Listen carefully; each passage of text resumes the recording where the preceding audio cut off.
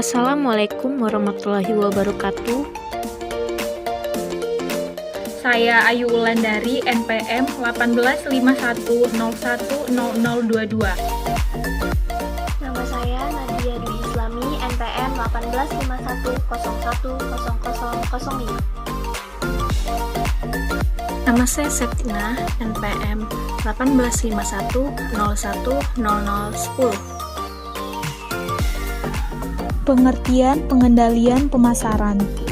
Pengendalian pemasaran adalah proses penilaian, pengecekan, dan memonitor usaha-usaha pemasaran dan penjualan perusahaan yang telah dilakukan agar sesuai dengan apa yang telah direncanakan dan digunakan sebagai landasan untuk mengadakan penyesuaian yang diperlukan. Tujuan dari pengendalian pemasaran adalah untuk dapat memaksimalkan kemungkinan perusahaan dalam mencapai tujuan dan sasaran jangka pendek serta jangka panjang dalam sasaran pasar yang telah ditetapkan. Di samping itu, pengendalian pemasaran juga dimaksudkan untuk dapat mengoptimalkan pemanfaatan potensi sumber daya yang terdapat dalam bidang pemasaran. Selanjutnya, ruang lingkup pengendalian pemasaran. Yang pertama, pengendalian efektivitas program pemasaran. Pengendalian ini dilakukan secara berkala atau periodik, yaitu tahunan atau kuartalan, untuk menilai efektivitas program atau rencana yang telah dibuat, dan bila diperlukan penyempurnaan atau koreksi. Yang bertanggung jawab atas pengendalian ini adalah top management dan middle management. Tujuan dari pengendalian ini untuk mengetahui apakah sasaran yang telah ditetapkan dapat efektif. Pendekatan yang sering dilakukan adalah analisis penjualan, analisis share pasar, analisis rasio penjualan dan biaya, serta analisis keuangan dan evaluasi sikap. Yang kedua, pengendalian strategi pemasaran. Pengendalian strategis adalah tugas untuk menjamin bahwa tujuan, strategi, dan sistem pemasaran perusahaan secara optimal diselaraskan dengan lingkungan pemasaran yang diramalkan nanti dan yang sekarang. Yang ketiga, pengendalian keuntungan dan rentabilitas usaha pemasaran. Pengendalian atas profitabilitas adalah tugas untuk menentukan profitabilitas yang sebenarnya mengenai produk perusahaan, wilayah, pangsa pasar, dan saluran niaga.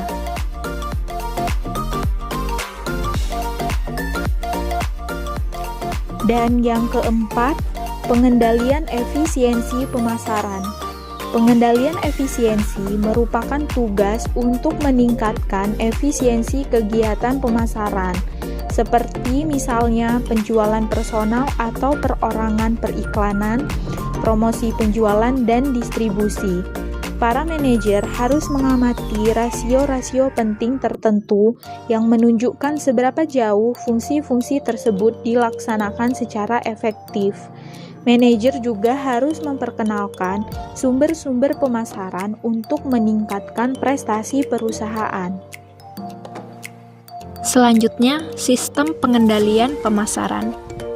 Pada dasarnya, sistem pengendalian pemasaran itu ada dua. Yang pertama, sistem pengendalian terbuka. Dalam sistem pengendalian terbuka, semua pejabat atau pelaksana di bidang pemasaran mempunyai wewenang yang terbatas. Semua masalah yang dihadapi dilaporkan dulu kepada atasan, dan atasanlah yang mengambil keputusan. Oleh karena itu, semua hal yang diputuskan oleh atasan, yaitu manajer pemasaran, maka kegiatan atau masalah harus diketahui oleh atasan tersebut. Yang kedua, sistem pengendalian tertutup. Dalam sistem pengendalian tertutup, semua petugas di bidang pemasaran diberikan wewenang untuk memutuskan sesuai dengan petunjuk atau pengarahan dari atasannya masing-masing. Jadi, tenaga pemasaran diharapkan mampu mengatasi masalahnya sendiri sebelum dilaporkan pada atasannya yang tidak dapat diputuskan. Sistem pengendalian mengikuti 6 langkah berikut.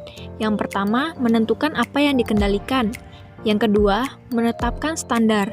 yang dilakukan secara bersama pada saat proses perencanaan strategi pemasaran. Yang ketiga, mengukur kinerja. Manajemen akan lebih mudah mengukur kinerja apabila kriteria kinerja telah ditentukan, dan pengukuran kinerja harus berada pada unit atau satuan yang sama dengan kriteria yang telah ditentukan. Yang keempat, membandingkan kinerja dengan standar. Yang kelima, menentukan alasan penyimpanan. Dan yang terakhir, melakukan tindakan koreksi. Selanjutnya, audit pemasaran. Audit pemasaran adalah pemeriksaan dan penilaian secara kritis, sistematis, dan analisis atas pelaksanaan kebijakan di bidang pemasaran. Ada 4 ciri utama dari audit pemasaran, yaitu 1.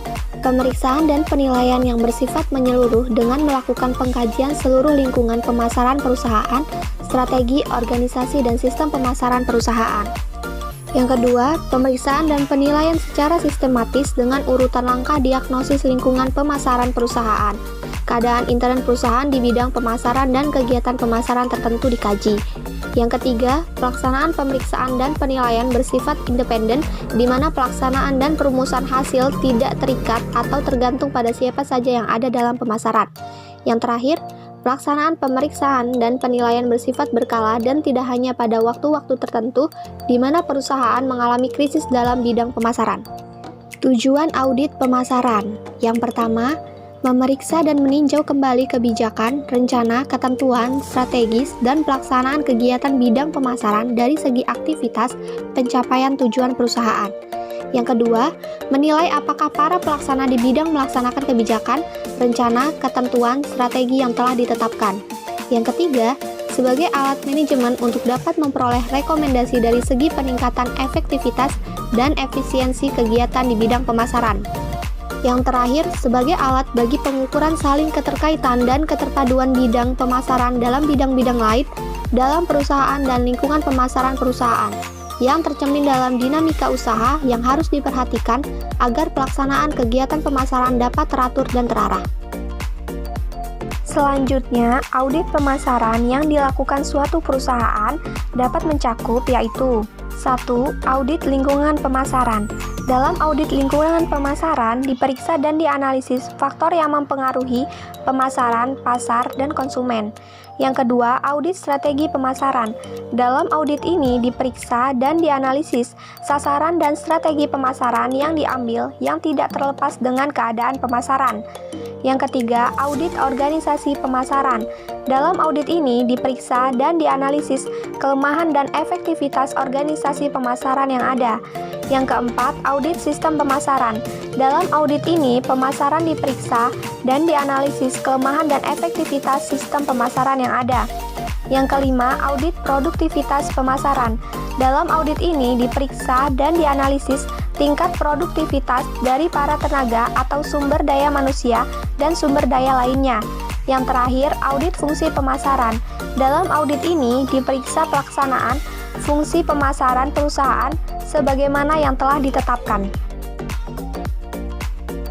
Kesimpulannya, pengendalian pemasaran adalah penilaian, pengecekan, dan memonitor usaha-usaha pemasaran dan penjualan perusahaan yang telah dilakukan agar sesuai dengan apa yang telah direncanakan dan digunakan sebagai landasan untuk mengadakan penyesuaian yang diperlukan.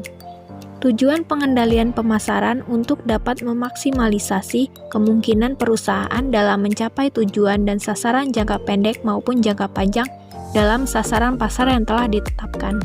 Itulah materi yang dapat kami sampaikan. Wassalamualaikum warahmatullahi wabarakatuh.